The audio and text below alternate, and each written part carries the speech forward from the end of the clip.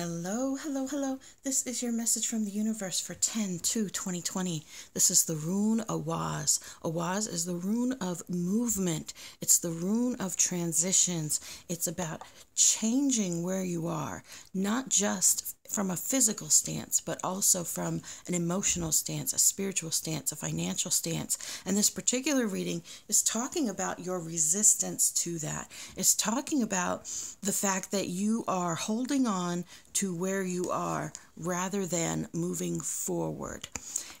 This Five of Swords is conflict, and it's conflict within yourself. It could be conflict with people around you if you're making a physical move, maybe moving forward into a new house or into an apartment or into a new relationship, and you may be in conflict with others around you about it. But it also means that you're in conflict about moving on inside yourself, about starting to believe the wonderful things about you and to carry that belief that you are amazing, you are beloved, and that you are everything you are supposed to be.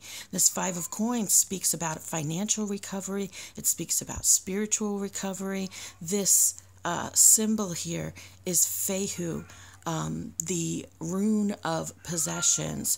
And so it really does speak of this new space. And yet we have this Four of Cups reversed in the double position, talking about how you're reluctant to step into that, how you're still rejecting what is right in front of you in this situation, and refusing to see really how amazing this next space can be. We've spoken of it several times, that when you have a vision of where you want to go, it usually doesn't look the same as the place you are now. And I don't mean that just by looking around with your eyes, but I mean the way that it feels, right? The way that you feel in that space. But we are still reluctant to actually change where we are because we get comfortable where we are. We know all the ins and outs and the painful corners and the slippery spots on the floor where we are now. But we don't know what's coming next. We don't know how it will feel to be nice to ourselves. We may not know how it will feel to have a partner that is kind to us. We may not know how it feels to honor the abundance of money that comes into our life and to spend it in a way that is frugal, or to spend it in a way that is loving to ourselves, to take care of ourselves. It is shifting our perspective on these new opportunities and on these new situations that's going to allow us to go into them. And we really want to focus on making amends with the past.